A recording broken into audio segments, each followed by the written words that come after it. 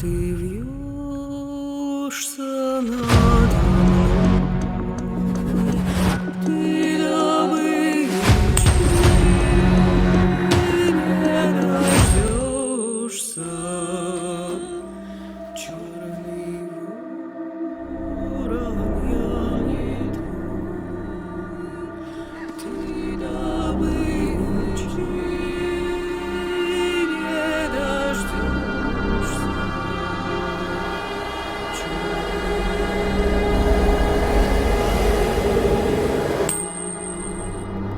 Что ты когти распускаешь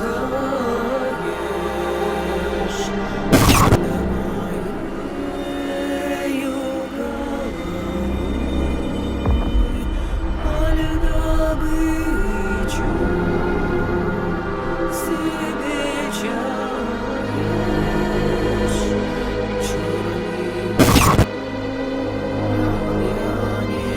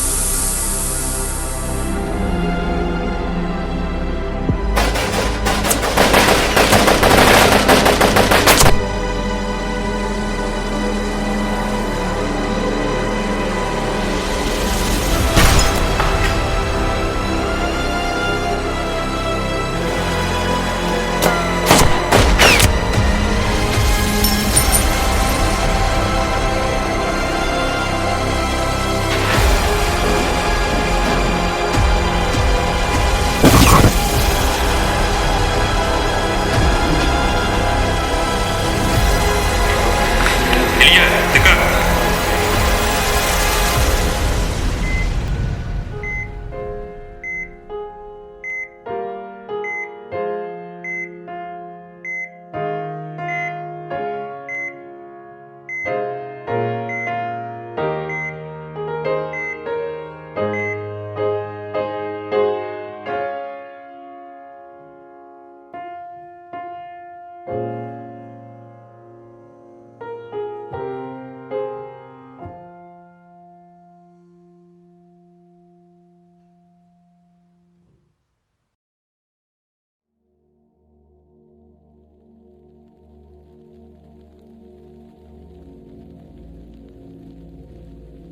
Согласно последнему отчету Global Estimates of Modern Slavery за 2021 год, 50 миллионов человек по всему миру сейчас находятся в современном рабстве. Оно может принимать разные формы, и одной из самых распространенных является секс-эксплуатация. Истинную ценность значения слова «свобода» в полной мере способны ощутить лишь те, кто ее когда-либо терял. На протяжении веков человечество борется за свои права. Каждый имеет право на свободу и личную неприкосновенность. Так гласит наша Конституция. Но и во многих других странах понятие «свобода» ставится во главе прав любого человека. Однако, хочется задать много вопросов. Знаете ли вы, что такое свобода? Это реальность или утопия? Знаете ли вы также о том, что в наше время много несвободных людей? Парадокс. Ведь мы с вами живем в 21 веке. Как же так может происходить? И речь в данном ролике пойдет не о свободе слова или, например, вероисповедания. Речь пойдет о полном обесценивании человеческой жизни, о рабстве, которое так точно нам демонстрирует симулятор спецназа. Обычная игра? Нет. Сегодня я снова докажу вам, насколько сильно компьютерный шутер пересекается с событиями в реальной жизни. Я снова верну вас в жуткие и ужасные секреты игры Ready or Not. Присаживайтесь поудобней. Мы начинаем.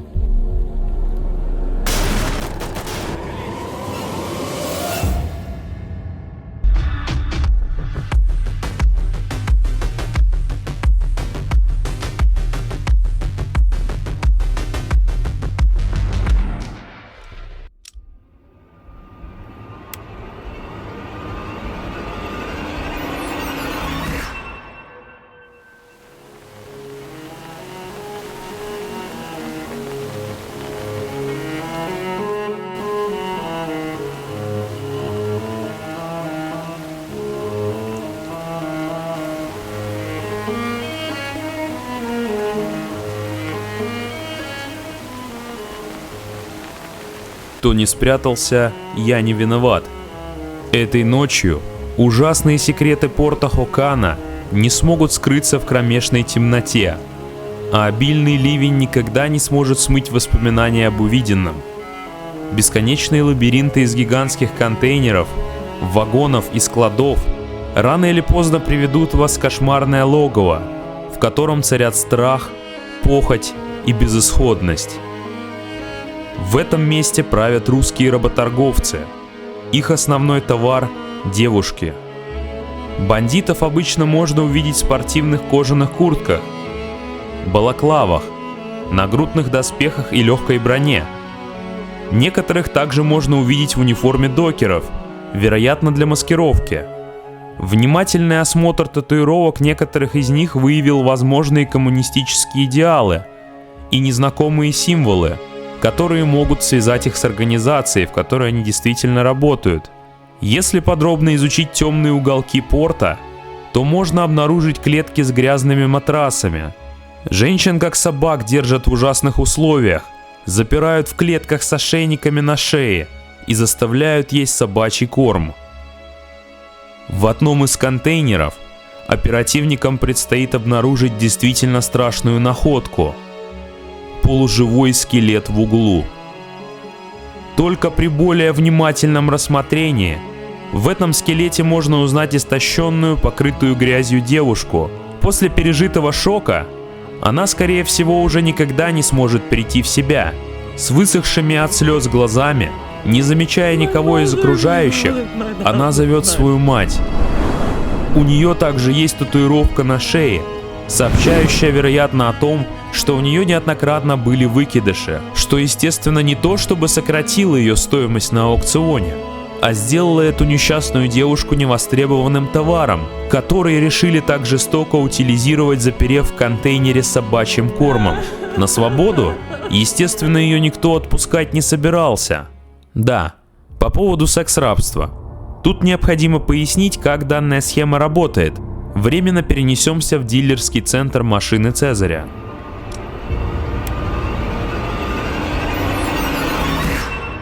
Покупай дешево, покупай дважды.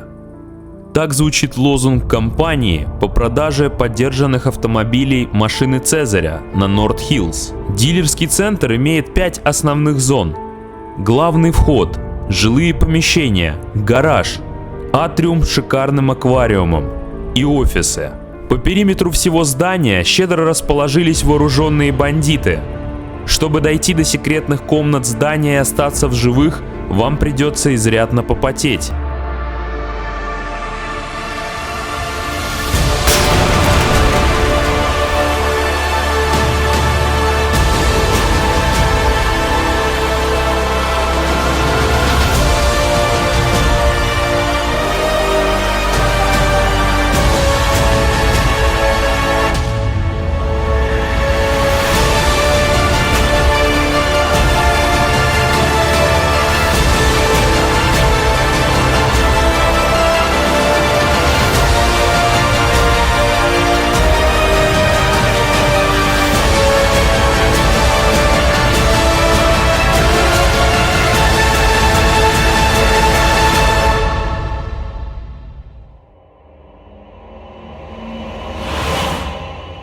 У Цезаря также есть свой личный автомобильный модельный ряд, гордо выставленный на всеобщее обозрение у одного из входов атриума.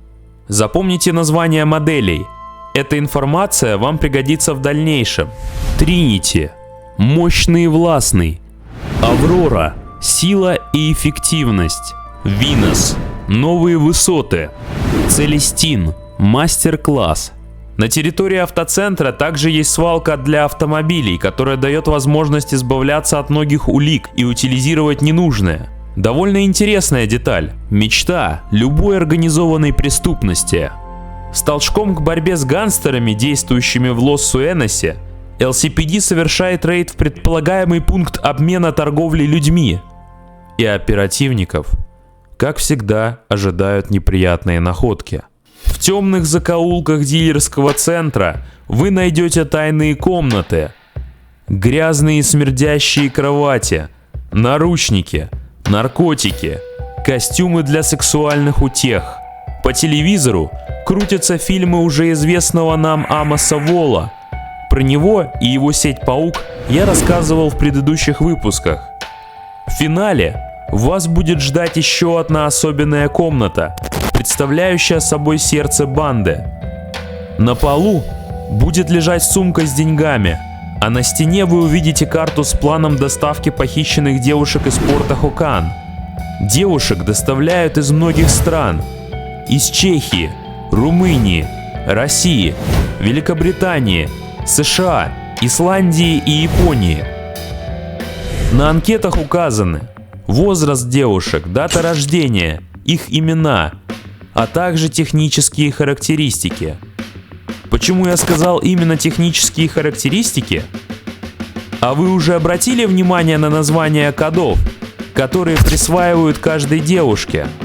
Да, Тринити, Аврора, Целестин и Венера. Те самые названия моделей машин. Вероятнее всего, данные обозначения характеризуют некий класс женщин, от более дешевых и эффективных до более дорогих спорткаров. Конечно же, данные надписи влияют на цену девушек, а также отметки внизу о состоянии товара. Для мафии живые люди являются лишь продуктом, необходимым для выгодной продажи. Но на этом еще не все. Возвращаемся в порт.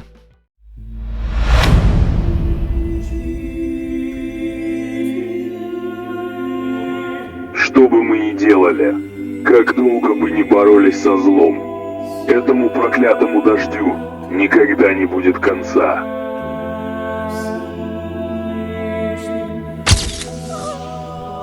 Работай, сука! Займитесь замком. На колени! Не стойте за вами, помогите мне! За мной. На верхних этажах порта находятся клетки, в которых размещают заложниц. Был зафиксирован подиум для выставления товара на аукционах. Также были задержаны богатые посетители этого ужасного места. Судя по ранам и синякам на теле девушек, с ними ужасно обращались. Длительное отсутствие гигиены у них также никого особо не беспокоило. Некоторым заложницам не выдали даже одежду, а на некоторых можно увидеть рваные платья и пледы, своим внешним видом напоминающие скорее половые тряпки. Жути данному месту также добавляют страшные граффити, которые можно найти на стенах здания. Существа, напоминающие то ли воронов, то ли каких-то насекомых, которые пьют кровь у своих жертв. Страшные черные черепа, от которых по телу бегут холодные мурашки. На территории также расположена тайная комната, в которой также можно найти 2 черепа на стене. Нельзя упустить тот факт, что на одной из стен можно заметить граффити с символом паука. Вместо лап у него человеческие тела. Снова привет группировке Амоса Волла и шоу талантов в Бриксли. Эта необычная деталь может говорить о том, что вороны с черепами могут иметь связи с пауками. Проще говоря, русская мафия может сотрудничать с Bolton Security Амоса Волла. Вообще, граффити носят довольно символичный характер на различных локациях Лос-Суэноса и могут нести в себе интересные детали. Стоит иногда обращать на них внимание. Порт Хокан считается крупной совместной операцией группы спецназа ФБР и ATF. Hide and Seek, в переводе «прятки». Это операция, которая остановит работорговлю в Лос-Суэносе и, надеюсь, положит ей конец навсегда. Я не могу также не сказать, какое влияние оказали мировые события на поднимание важных тем в игре Ready or Not. Секс-торговля – одно из самых прибыльных преступлений. По данным Управления ООН по наркотикам и преступности, половина всех выявленных случаев торговли людьми, о которых организация сообщила в 2018 году, связана именно с секс-торговлей. По последним данным, каждый день от этого страдают 6,3 миллиона человек. Из них по меньшей мере 1,7 миллиона дети. Причем почти 4 из 5 человек, попавших в сексуализированное рабство, это женщины и девочки. Торговля людьми охватывает практически все страны мира. Лидеры поставщиков женщин в 21 веке это Беларусь, Молдова, Украина, Россия. За ними следуют такие страны, как Грузия, Армения, Узбекистан и Казахстан. США является страной, стоящей на первом месте по последнему пункту назначения живого товара. Каждый год в США ввозят приблизительно 50 тысяч девочек и женщин. Сексуальное насилие сопровождает все вооруженные конфликты. В нацистской Германии заключенных концлагерей принуждали заниматься проституцией в специальных заведениях – лагерь-бордель, чтобы поощрять лояльных узников. Первое заведение подобного рода открыли в 1942 году. 30 июня 1943 года лагерный бордель открыт в Освенциме. 15 июля того же года в Бухенвальде.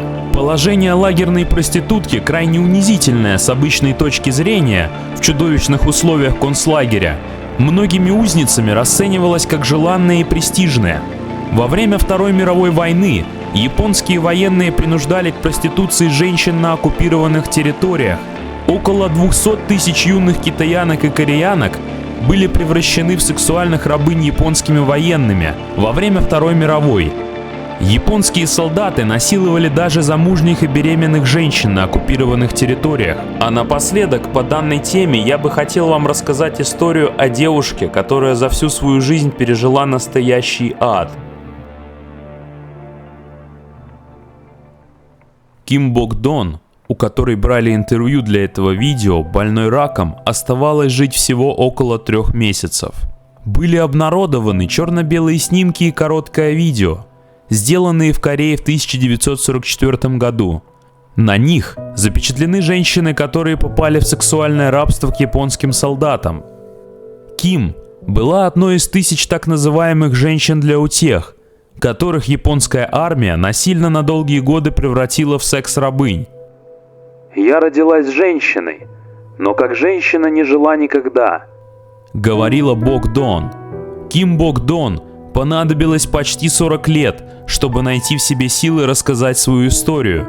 Ей было всего 14, когда японские солдаты прибыли в дом ее семьи в Янсане, Южный Кёнсан. Они сказали, что девочка нужна для работы на фабрике, и угрожали ее семье в случае неповиновения. Но Ким так и не попала на фабрику.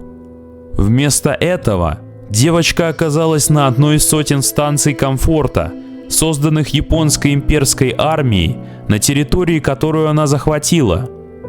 Под изящным названием «Станции комфорта» на самом деле скрывались обычные бордели, в которых около 200 тысяч человек и женщин были вынуждены работать в качестве секс-рабынь. Ким, которая должна была еще учиться в школе, оказалась среди них. Ее юный возраст не остался незамеченным по прибытии на станцию. «Когда они узнали, что мне было всего 14, они зашептались между собой, говоря, разве она не слишком молода?» Рассказала она в интервью каналу видеохостинга Asian Boss. Видимо, это было несущественной проблемой. Ее все равно отправляли на работу. «В первый раз меня затащили в одну из комнат и избили, так что я должна была подчиниться», — вспоминала активистка. По словам женщины, простыни были испачканы ее кровью. Чтобы было не так тяжело, Ким пришлось воспользоваться деньгами, которые мать дала ей в дорогу. Она и 2 других девушек убедили уборщицу купить им бутылочку крепчайшего алкоголя, который только можно было найти. Они пили, пока не потеряли сознание. Японская армия придумала станции комфорта еще в начале 1930-х годов. Предполагалось, на них будут работать профессиональные проститутки. Однако, по мере роста вооруженных сил Японии, спрос увеличивался, и случайных девушек начали забирать в секс-рабство. Ким Бок Дон вспоминала, как клиенты выстраивались на улице, ожидая своей очереди. В 1947 году Ким вернули домой. Она не знала, как долго ее не было. Не знала, как найти слова, чтобы объяснить, что с ней произошло. Как я могла рассказать о тех вещах, которые были непостижимы для меня самой? Вопрошала Богдон, с чем соглашались другие пострадавшие в рабстве девушки. Женщина была так изуродована, что из-за травмы не смогла стать матерью. Спустя несколько лет Ким наконец обрела голос. Мать девушки мечтала, чтобы ее дочь вышла замуж, но Ким не могла воплотить ее желание. Она почувствовала, что должна объяснить, почему этого никогда не случится. Ее мать, узнав о произошедшем, вскоре умерла от сердечного приступа. Ким всю жизнь считала, что именно боль от тайны о прошлом активистки убила ее мать. Ким Богдон понадобились десятилетия, чтобы заговорить о своем ужасном прошлом снова. В марте 1992 года она решила, что миру пора узнать ее историю. Она вышла вперед, чтобы рассказать свою правду. Именно тогда она оставила свой след на странице в истории. К ее идеям присоединились выжившие после испытания секс-рабством со всего мира, включая женщин из Вьетнама, которые пострадали от южнокорейских солдат во время войны в США, пережившие сексуальное насилие в конфликте Демократической Республики Конго и Уганды, называют Ким Богдон нашим героем, нашей мамой и нашей надеждой. Заявляет представитель Корейского совета справедливости и проблемах военного сексуального рабства в Японии. В 2014 году Богдон основала фонд поддержки для других жертв сексуального рабства. Несмотря на все это, Богдон так и не получила извинений, которые заслуживают жертвы рабства и сама Ким. Все, за что я боролась, это всего лишь признание вины, поскольку многие до сих пор склонны думать, что женщины работали на станциях добровольно.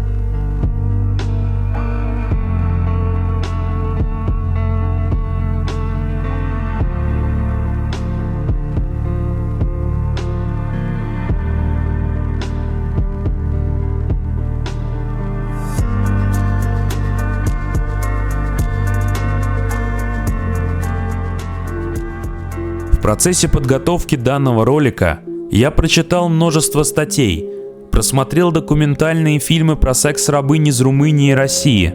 Но история Ким Богдон поразила тем, как долго эта несчастная, но сильная женщина носила в себе тот ужас, который ей пришлось пережить.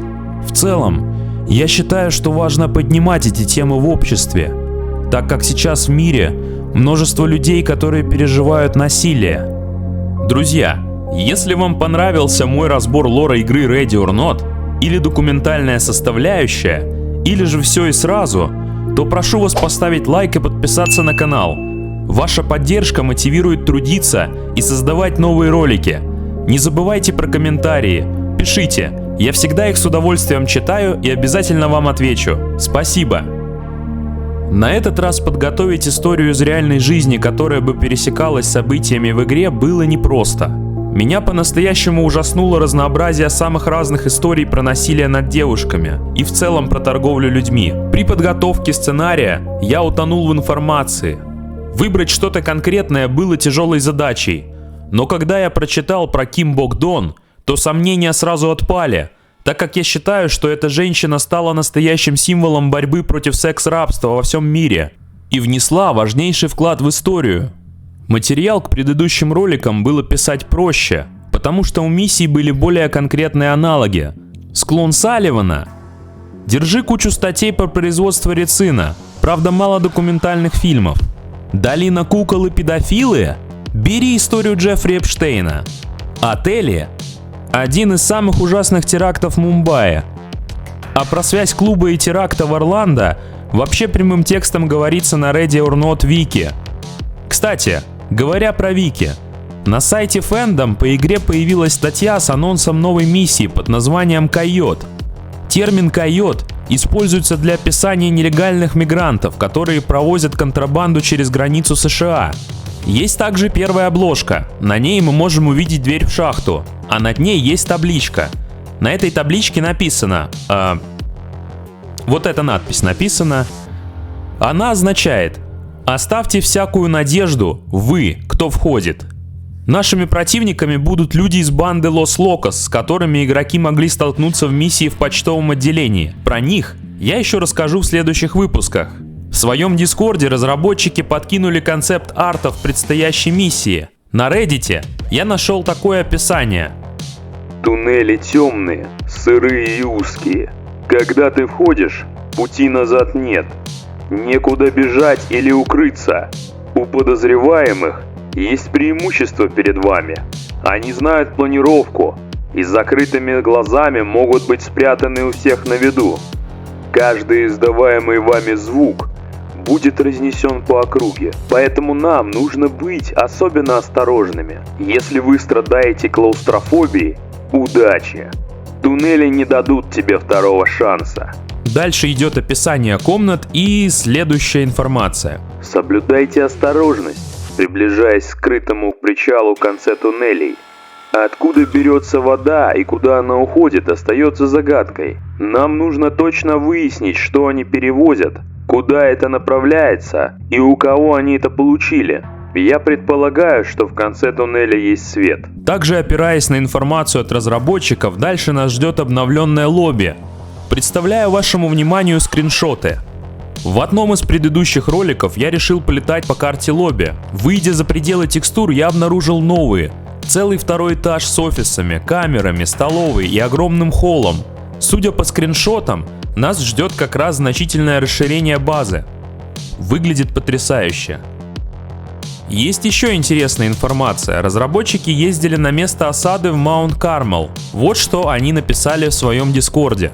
Совсем недавно один из наших художников, Раполио, совершил поездку на место осады Маунт Кармел и сделал целую гору невероятных фотографий. Для тех, кто не в курсе, осада Маунт Кармел – это осада принадлежавшего членам религиозной секты Ветвь Давидова ранчо в 14 километрах от города Уэйко в Техасе. Во время событий погибло 82 члена секты, в том числе более 20 детей, а также 4 агента бюро ATF.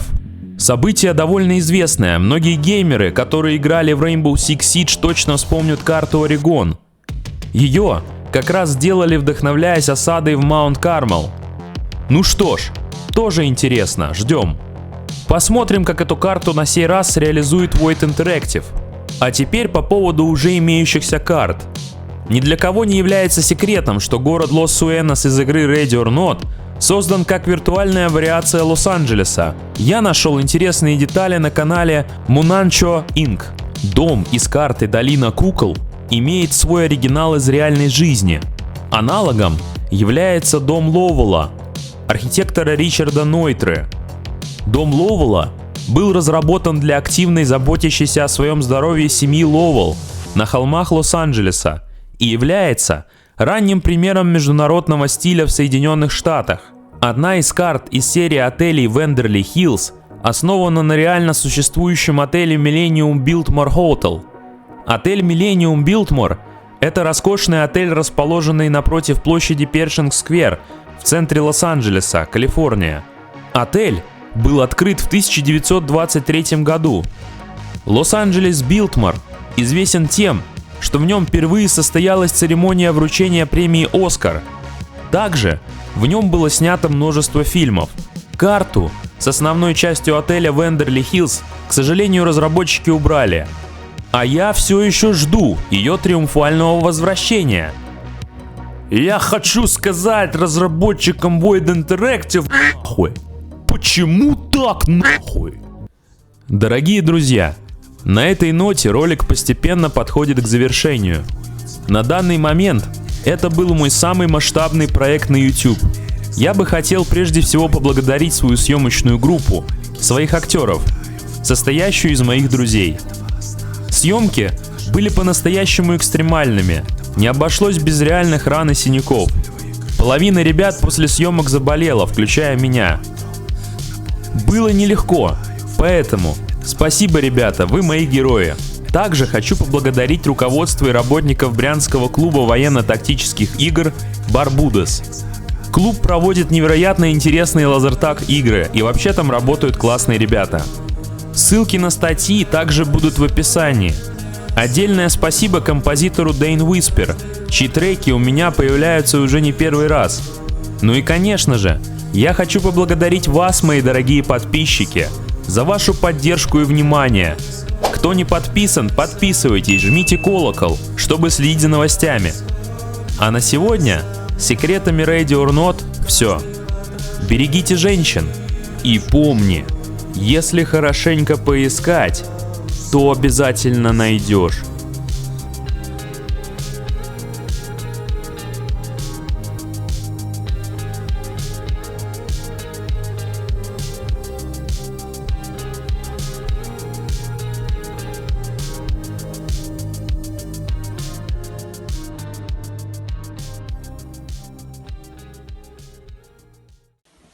Дорогие приписчики, нахуй, которые вы любите нас, нахуй, которые, блядь, и само, вам Сан Саныч говорит, нахуй. Я люблю вас, нахуй.